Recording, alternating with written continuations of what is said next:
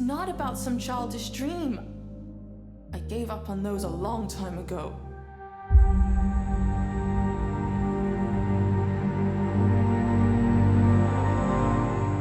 In recent years, I have felt overwhelmed with the number of amazing titles released every week. And so, no matter how fun a new title is, it is rare that one manages to leave a lasting impact on me. An impact so significant that, even if I never pick it up again, I will remember the way it made me feel. German indie developer Asmodic Studios, creators of Orwell, as well as its sequel, Orwell, Ignorance is Strength, excels at creating pervasive, narrative experiences that have stayed on my mind to this day. And so, it is with much anticipation and high hopes that I jumped into the demo of Closer the Distance. I know it's silly, sis, and it doesn't solve a thing, but whenever I feel like everything's getting too loud, I just close my eyes and listen.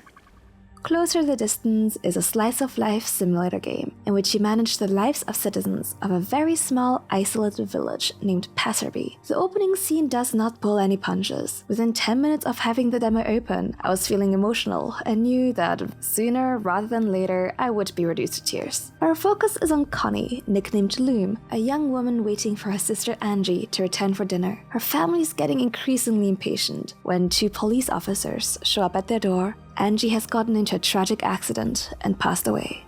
At its core, Closer the Distance is a striking exploration of grief in its different forms. The mother Pia is in denial and later turns to her faith in God to try and put together the best funeral for her daughter. The father, Axel, just tries to make himself feel useful somehow, unable to find rest without overexerting himself first. And weirdly, Connie does not seem to grieve at all. She can still hear her sister's voice, urging her to help the community and make things right by her. The gameplay in Closer the Distance is very unique. It is not every day that I play a character who has died. During the day, the player will get to control the characters in the town in a way that is reminiscent of The Sims. You play as Angie, who is trying to guide the people she has left behind via the top-down view. You are given information about the different characters' mental state, desires, and needs, and you can choose to instruct them to carry out different activities. It starts out simple, with the player directing Connie to speak to the different villagers about Angie's passing. At night, more insights on the events leading up to this point are given via flashbacks,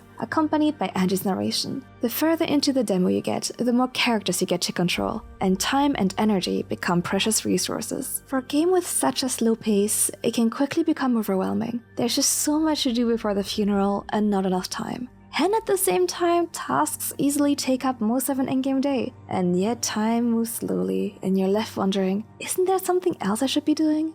With this, Closer the Distance shows how polished its mechanics are. While this might initially sound like a flaw, or the pacing being off, it feels very purposeful. Isn't this what grief feels like in the end? Completely overwhelming and leaving you feeling helpless? And yet time marches on, and mundane life continues as if nothing has happened. The sheep still need to be herded, the washed laundry needs to be hung out to dry. Your body continues to demand food and sleep.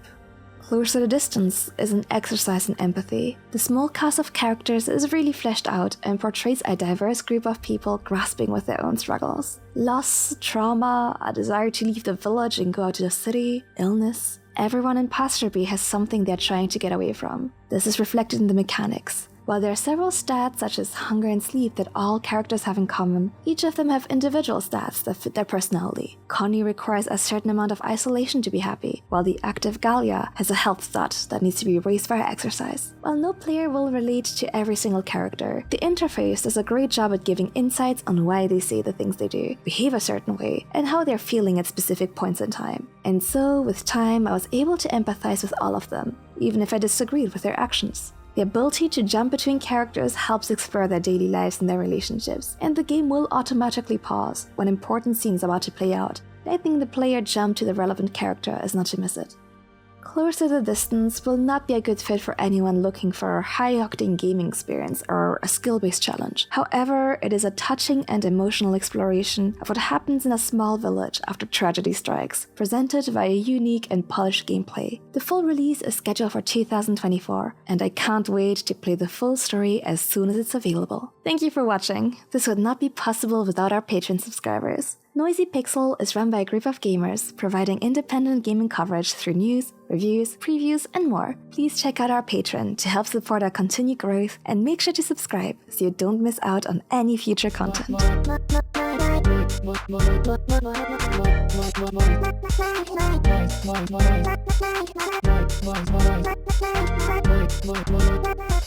Noisy Pixel.